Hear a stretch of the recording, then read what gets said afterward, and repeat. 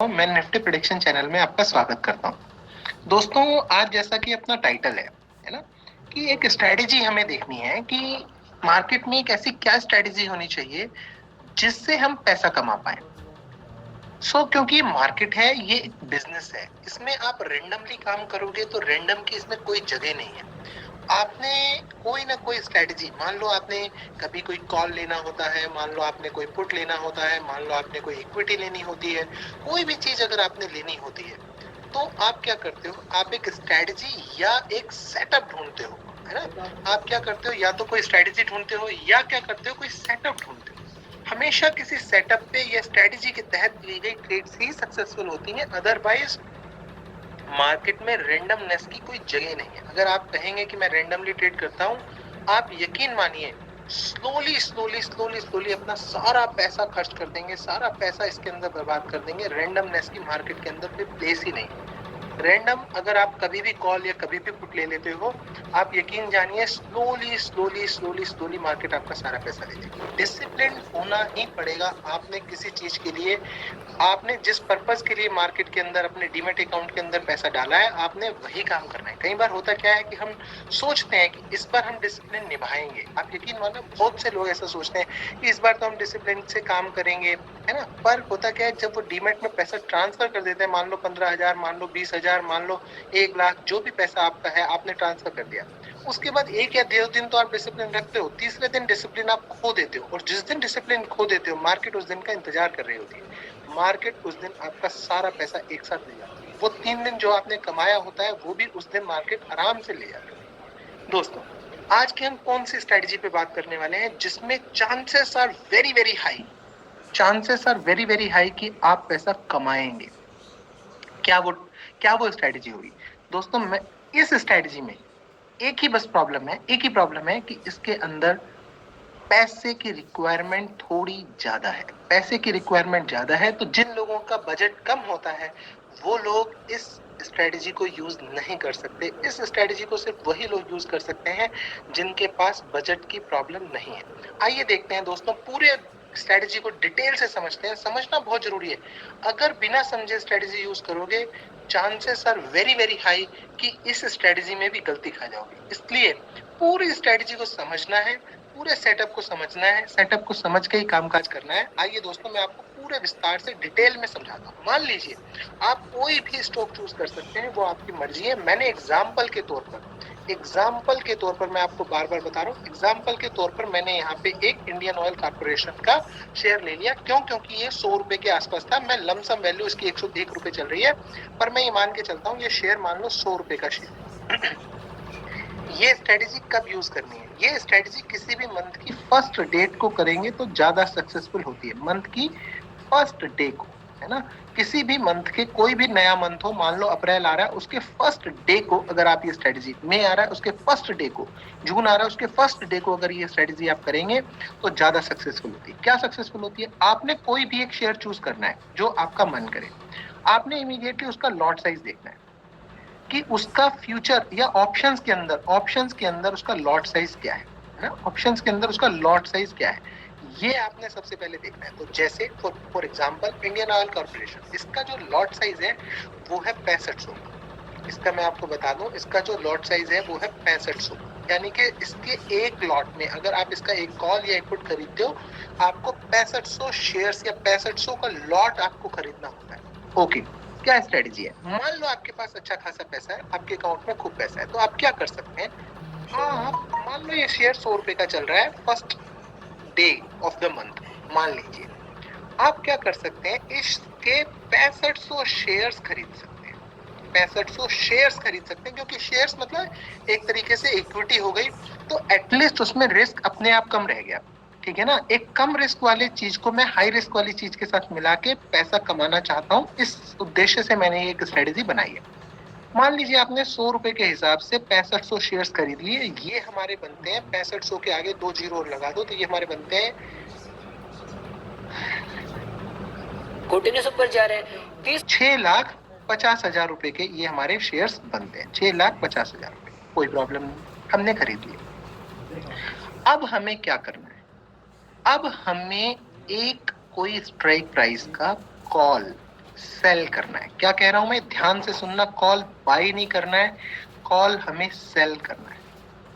Call हमें cell करना है। जैसे ही हम ये शेयर्स खरीदते हैं, इमीडिएटली तुरंत बाद, विद इन ए मिनट, हमें कॉल सेल करना है। ओके, कौन से स्ट्राइक प्राइस का? लेट से हम क्या करते हैं, 10 रुपए ऊपर स्ट्राइक प्राइस का, यानी कि 110 रुपए वाला कॉल को हम सेल कर देते हैं, 110 रुपए वाले कॉल को। ओके, अगर आप 110 रुपए वाले कॉल को सेल कर देते हो, मान लीजिए वो उस समय 5 रुपए का चल रहा है, मान लीजिए, क्योंकि डे का मंथ का पहला दिन होगा तो थोड़ा सा प्रीमियम हाई होता है कॉल्स का और पुट्स का, तो मान लीजिए उस समय प्रीमियम हाई चल रहा होगा और 5 रुपए का चल रहा होगा। अब होगा क्या, इसकी लॉट साइज 6500 की है, तो आपने कॉल को सेल किया, आपने बाई नहीं किया, बाई आप बाद में करेंगे, तो सेल किया आपने, तो सेल किया है तो आपको इमीडिएटली आपके अकाउंट में 6500 इंटू 5, मतलब लगभग 5 पंजे 25, 2 5 30 तो 32,500 रुपए का आपको प्रीमियम मिल जाएगा। ओके, अब आपने कुछ नहीं करना है, आपने महीने की लास्ट डे तक का वेट करना है। आपने अपना सारा पैसा लगा दिया है, 6.5 लाख रुपए यहाँ लगा दिए हैं और लगभग 1.5 लाख रुपए के आसपास या 2 लाख रुपए के आसपास, क्योंकि हमें पता है ऑप्शन सेलिंग में एक मार्जिन जाता है, 2 लाख रुपए के आसपास आपका यहाँ जाएगा, मतलब आपका टोटल अमाउंट 8.5 लाख रुपए का खर्चा इसके अंदर लगभग होगा।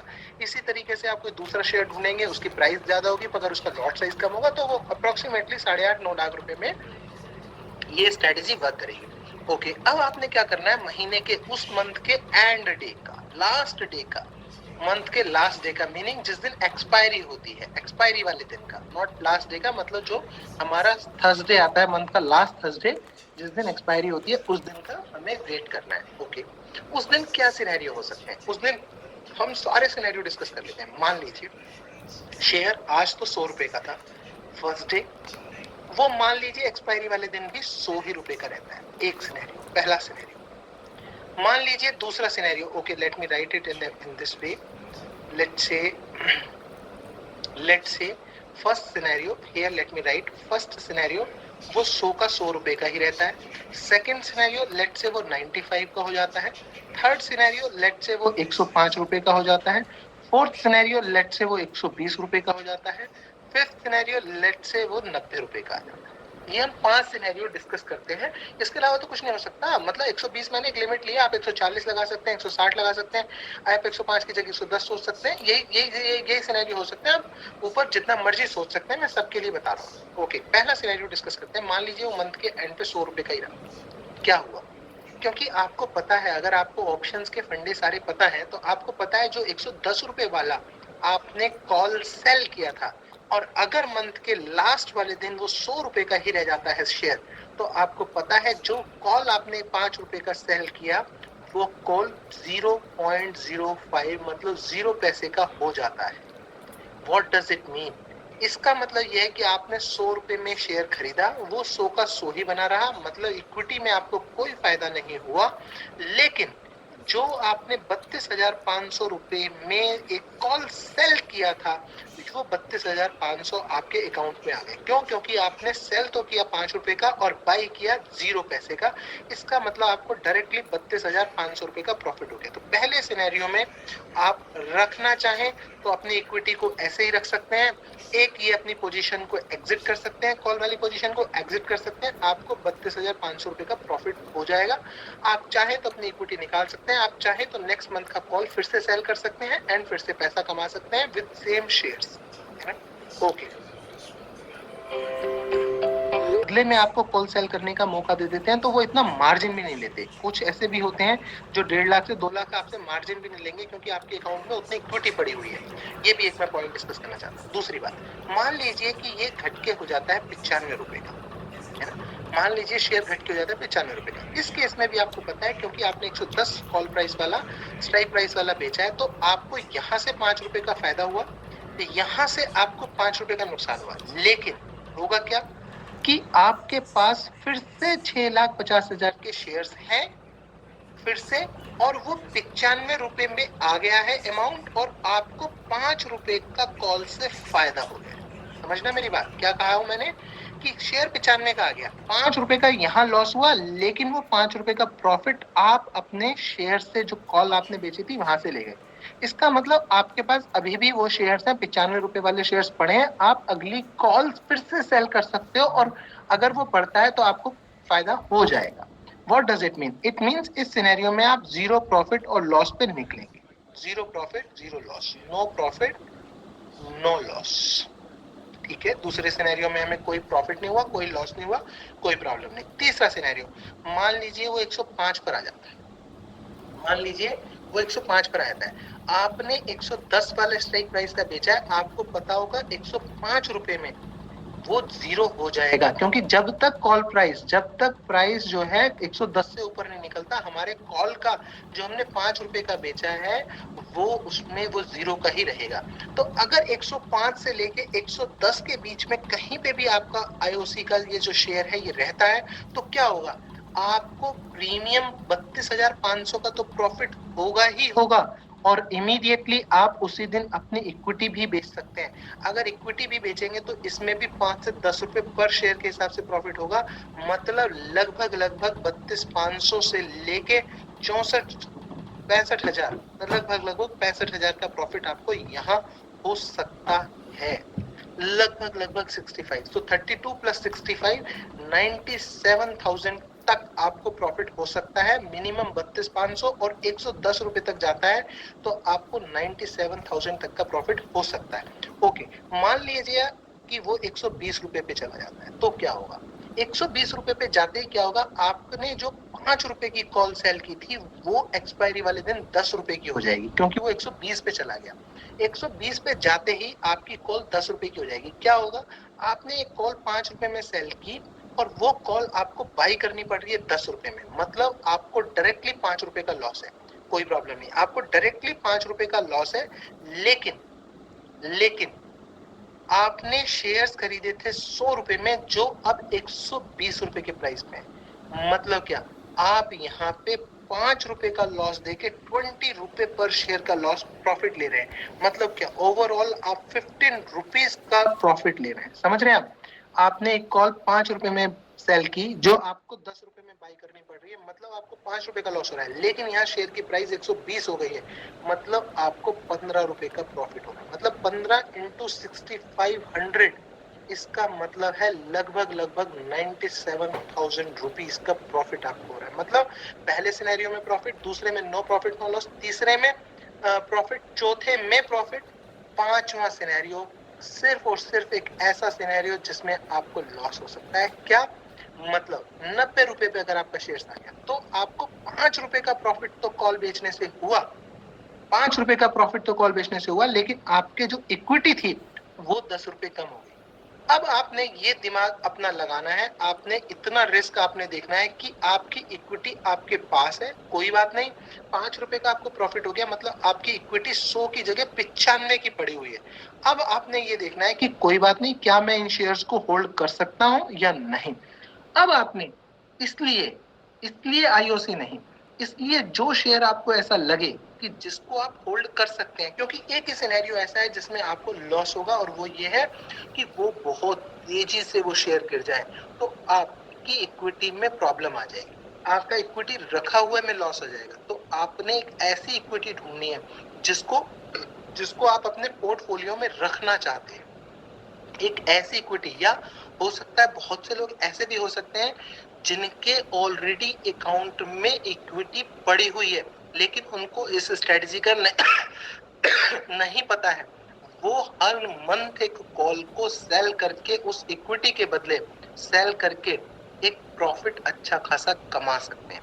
दोस्तों, मुझे पूरी उम्मीद है कि आपको ये स्ट्रेटजी समझ भी आई होगी, और इस स्ट्रेटजी को कैसे अप्लाई करना है ये भी समझ में आया होगा।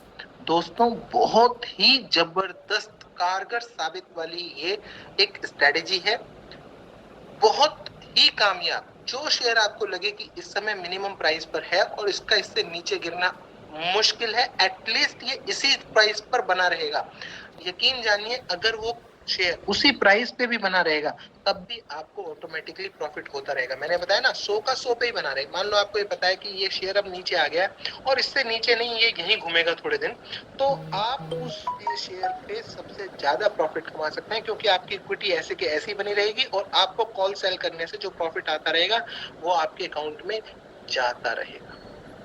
दोस्तों, बहुत ही जबरदस्त स्ट्रेटजी है। अगर आपके पास पैसा है तो आप इस स्ट्रेटजी को अपना सकते हैं। लेकिन दोस्तों, मैं हमेशा कहूंगा, क्या होता है मार्केट में पैसा किसी और वजह से डीमैट में डालते हैं और वो लग कहीं और जाता है।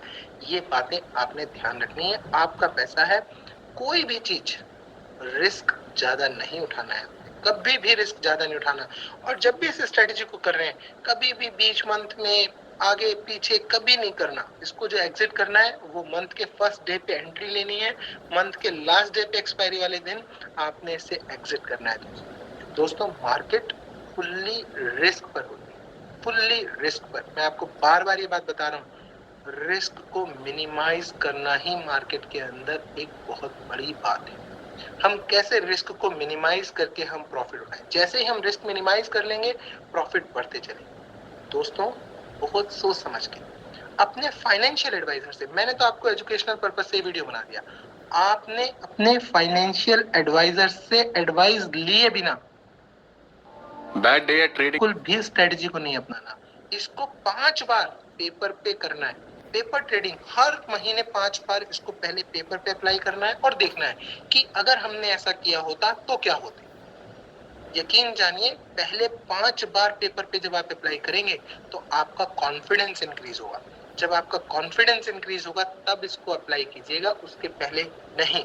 अपने फाइनेंशियल एडवाइजर से जरूर सलाह लीजिएगा, उसके बाद ही इसको कीजिएगा। दोस्तों, यही मेरे वीडियो का डिस्क्लेमर है।